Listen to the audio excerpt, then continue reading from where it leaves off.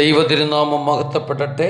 ഏവർക്കും അനുഗ്രഹദായകമായ ഒരു ക്രിസ്മസ് പുലരി ആശംസിക്കുന്നു. നമുക്കും ഒരു പുൽക്കൂട് ഒരുക്കാം. നമുക്കും കാഴ്ചകൾ അർപ്പിച്ച് ഉണ്ണിയേശുവിനെ വന്ദിക്കാം. പോകാം നമുക്കും ആ ബേത്ലഹേം വരെ. ആ വിസ്മയനീയമായ കാഴ്ചകൾ നമുക്കും കാണാം. പാടാം നമുക്കും ഒരു നവഗാനം ആ ഉണ്ണിയേശുവിൻ്റെ തിരുപ്പിറവി നാളിൽ. ഇത്തരത്തിലുള്ള ആശംസ വാക്കുകൾ ക്രിസ്തുമസ് നാളിൽ നാം സാധാരണ കേൾക്കാറുണ്ട്, പറയാറുണ്ട്, പാടാറുമുണ്ട്. ക്രിസ്തുനാഥനെ വഹിച്ച ആ പുൽക്കൂട് അഥവാ കാലിത്തൊഴുത്ത് എത്രയോ ഭാഗ്യവതിയാണ്. ഇന്ന് മാനവ ജനത ക്രിസ്തുമസ് ആഘോഷിക്കുന്നു. കേവലം ഭോജ്യങ്ങളിലും വർണ്ണശബള കാഴ്ചകളിലും സുഖാനുഭവങ്ങളിലും ഒതുക്കേണ്ട അഥവാ ഒതുങ്ങി നിൽക്കേണ്ട ഒന്നായിരിക്കരുത് നാം ആഘോഷിക്കുന്ന തിരുപ്പിറവി. വാസ്തവത്തിൽ ലോക ജനത ക്രിസ്തുമസിൻ്റെ മുഖ്യ സന്ദേശങ്ങൾക്ക് എതിരായ പ്രവണതയിലാണോ ഇന്ന് ജീവിക്കുന്നത് എന്ന് ചിന്തിക്കണം.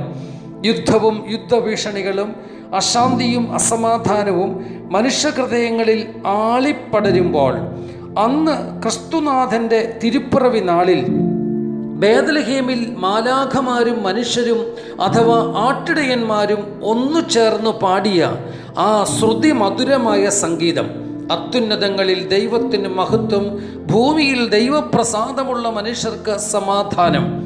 ഇന്നും മനുഷ്യ മക്കൾ അത്യുന്നതനായ ദൈവത്തെ മഹത്വപ്പെടുത്തുന്നു.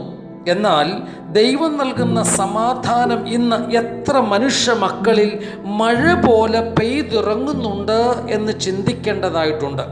ക്രൂരതയും മനുഷ്യത്വമില്ലായ്മയും അവരൻ്റെ അനുഗ്രഹത്തിന് പ്രതികൂലമായി മനസ്സുയർത്തുകയും പരസ്പരം സമൂഹത്തിൽ പോരിനായി വിളിക്കുകയും മറ്റു മനുഷ്യരെ പൊതുസമൂഹത്തിൽ യാതൊരു ലജ്ജയും കൂടാതെ അപകീർത്തിപ്പെടുത്തുകയും ചെയ്യുന്ന പ്രകൃതം, ഈ ദുഷ്പ്രവണത ആരിൽ ഇല്ലാതാകുന്നുവോ അവരിൽ ശാന്തിയും സമാധാനവും സന്തോഷവും ക്രിസ്മസിൻ്റെ സംതൃപ്തിയും നിറയും.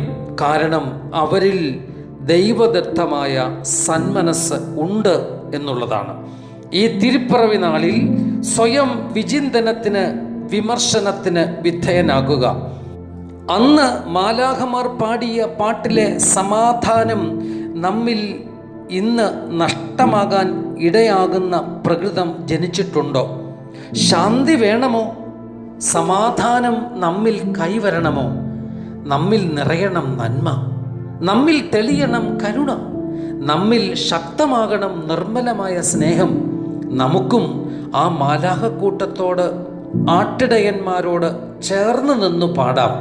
അത്യുന്നതങ്ങളിൽ ദൈവത്തിന് മഹത്വം, ഭൂമിയിൽ ദൈവപ്രസാദമുള്ള മനുഷ്യർക്ക് സമാധാനം.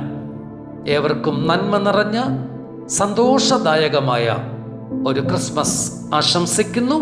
ദൈവം സമൃദ്ധിയായി നമ്മെ അനുഗ്രഹിക്കട്ടെ. സ്നേഹത്തോട് രാജൻ വർഗീസ് അച്ഛൻ. നന്ദി.